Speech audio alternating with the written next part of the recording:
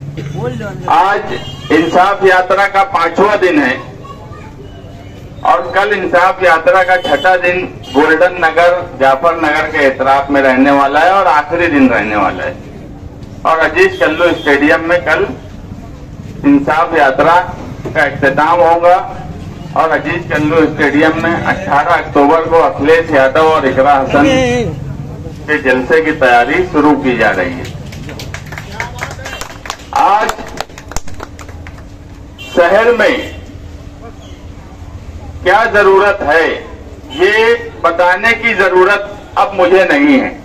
जैसे जैसे इंसाफ यात्रा आगे बढ़ रही है और लोग जिस तरह वालहाना इस्तकबाल कर रहे हैं, ये बहुत हौसलामंद बात है हमारे लिए।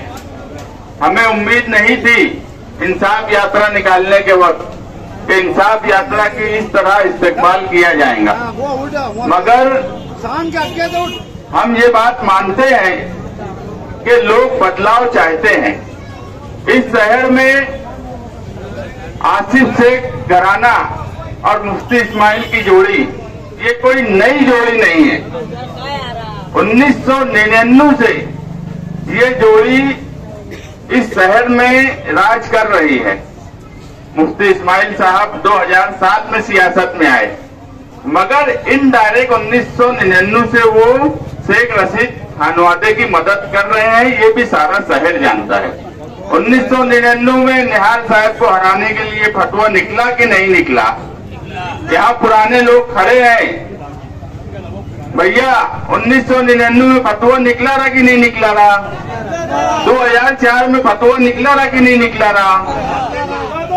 ये सियासत में 2007 में आए और इस्लामपुरे के रहने वाले जो यहाँ हैं, सियासत में सबसे ज्यादा शौर इस्लामपुरे वालों को है।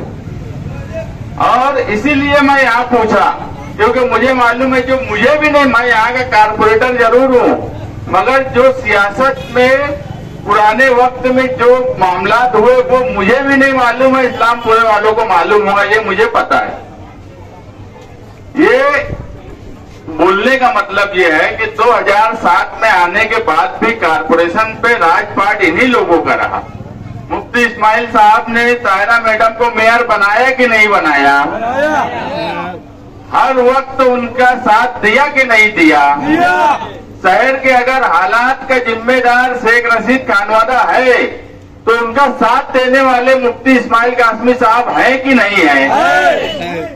मैं एक बात साफ बोल दूं कि 25 सालों में शहर को कुछ नहीं दिया गया, यहाँ तक के एक स्कूल नहीं दी गई। शहर की 70% रोड जो है वो आज भी खराब है। डेवलपमेंट के नाम पे ना रोजगार का कोई तस्वुर है। आउटर में जो है, अभी आप देखे होंगे 317 एकड़ पर एग्रीकल्चर हब बनाए हैं आउटर के मंत्री ने। बहुत अच्छी बात है, यानी ऐसा है कि चलो वहां बना है तो अच्छी बात है। अरे इस हिस्से में तुम 17 एकड़ पर कोई पावर लूम इंडस्ट्री का हब बना लेते। तुम अगर तुम्हारा बहुत अच्छा महायुति सरकार में और मंत्री की बातें हर बात सुनते हो, मंत्री के बाल साफ करते हो, उनके जूते संभालते हो, तो आप बोलते कि 317 एकड़ में अगर एग्रीकल्चर हब बन रहा है तो मालेगांव शहर पावर लूम इंडस्ट्री है, यहाँ कम से कम 17 एकड़ में ही कोई ऐसा पावर लूम का सेंटर बना दो जहाँ से तालीम पावर लूम के ताल्लुक से और पावर लूम इंडस्ट्री की मदद हो। इस तरह का कोई काम हो, ऐसी कोई डिमांड करते, ऐसी कोई डिमांड करके यहाँ मंजूर करवा लेते। एक काम इन्होंने इन 5 साल में और पिछले 5 साल में नहीं किया।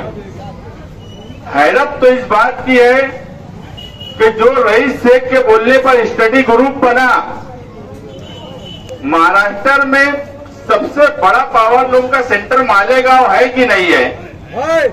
ये बात तो पूरा महाराष्ट्र मानता हूँ कि मालेगांव सबसे बड़ा प्लेन पावर लूम का सेंटर है। यहाँ के नुमाइंदे को उस कमेटी में होना चाहिए था कि नहीं होना चाहिए था? अगर सरकार ने जो कमेटी बनाई, सरकार के साथ रहने वाले एमएलए मुफ्ती साहब, फिरका परस्त सरकार के साथ, ये उनकी जबानी है, मैं नहीं बोल रहा हूँ। ये खुद उन्होंने बोला कि मैं जो है 2.5 साल महायुति सरकार के साथ रहा हूं, ये वो खुद बोले हैं। तो उस स्टडी ग्रुप में हमारे नुमाइंदे को लेना चाहिए था कि नहीं लेना चाहिए था? लेना चाहिए था। ये बेइज्जती सिर्फ नुमाइंदे की है क्या? पूरे शहर की है। ये बेइज्जती पूरे शहर की है कि नहीं है? एक बात में बोलो। तो नुमाइंदा ऐसा होना चाहिए क्या जो शहर की दबदबा खो दे, शहर की बेइज्जती कराए? अरे नागपुर इजलास में नागपुर कामटी वहाँ के एमएलए, अब वहाँ बहुत कम पावर लूम बचा है, वहाँ के एमएलए, चलकरंजी के एमएलए, दूसरी शहरों के एमएलए उस स्टडी ग्रुप में थे। इसका मतलब सीधा सा ये है कि सरकार भी ये मानती थी कि इनका कोई इंटरेस्ट पावर लूम इंडस्ट्री के ताल्लुक से कोई दिलचस्पी नहीं है। नहीं तो मैं एक बात बोलता हूं कि अगर मैं कारपोरेटर हूं और महासभा में कोई सवाल कोई और भी लगाया है, मेरी दिलचस्पी है तो मैं वहां अपनी बात रखूंगा। जिस वक्त रईस शेख ने वो क्वेश्चन लगाया और उनके बोलने पर स्टडी ग्रुप बना, उस वक्त मुफ्ती मोहम्मद इस्माइल कासमी साहब गैर हाजिर थे नागपुर असेंबली इजलास पे, जिस वक्त पावर लूम का सवाल था। तो नुमाइंदे की दिलचस्पी कितनी है शहर के लिए, ये आपको सोचना पड़ेगा।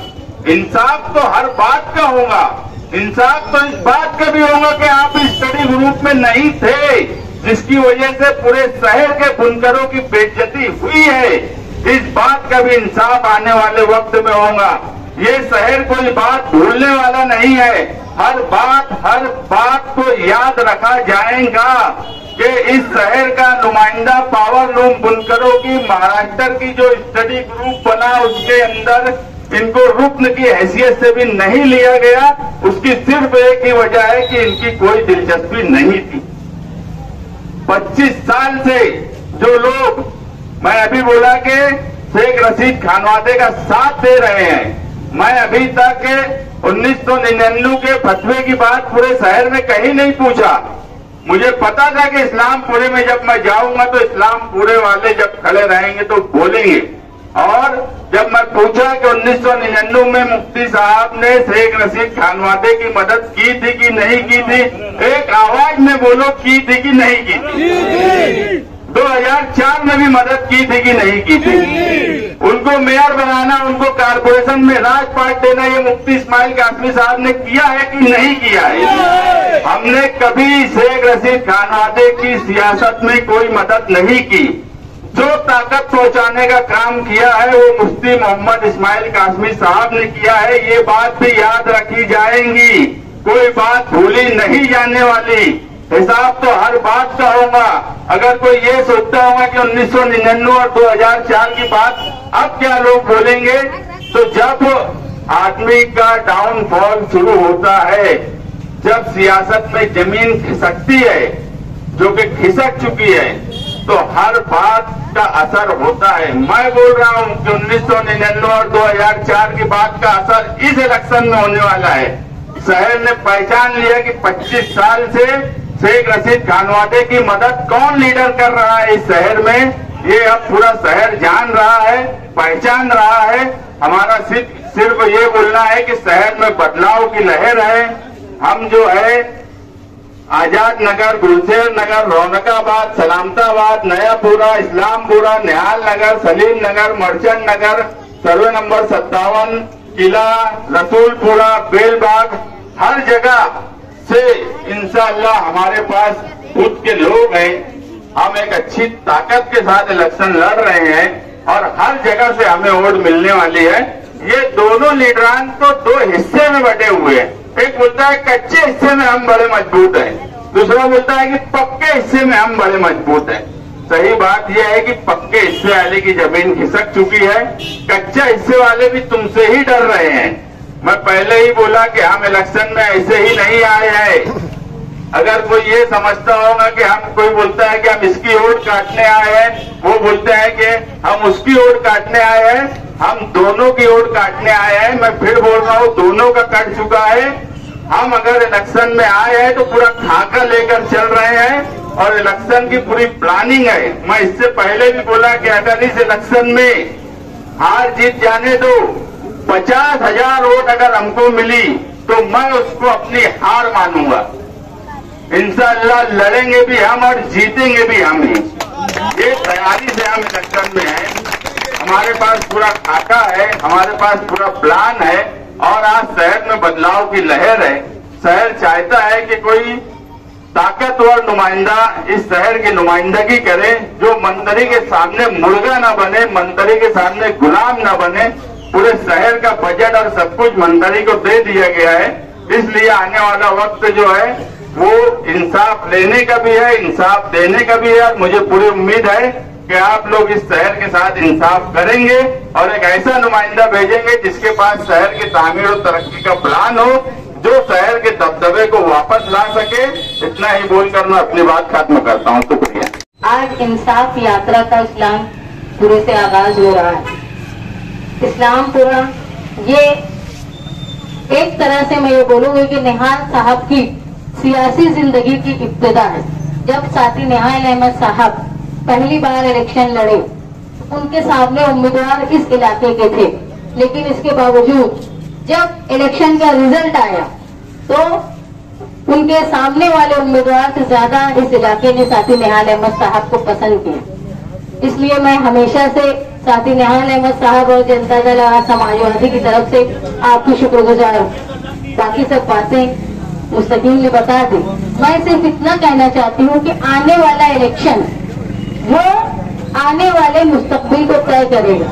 आज मालेगांव शहर के ये हालात हैं कि मालेगांव शहर का एक हिस्सा हमारी बुनियादी सहूलत के लिए, जरूरत के लिए तरस रहा है और दूसरा इलाका जो है वो खूबसूरती की तरफ जा रहा है। मालेगांव शहर में आज गटर, नल और पानी के अलावा मालेगांव शहर की कौम की तरक्की कैसी होगी। मैं ये मानती हूँ कि किसी भी कौम को तरक्की करने के लिए 3 चीजों का होना जरूरी है। एक सेहत, तालीम और माली तौर पे मुस्तहकम होना। ये सबसे बड़ी बात है। और आने वाले वक्त में हमने जो तय किया है कि जहाँ मर्दों के लिए रोजगार, वहाँ खवातीन के लिए रोजगार है।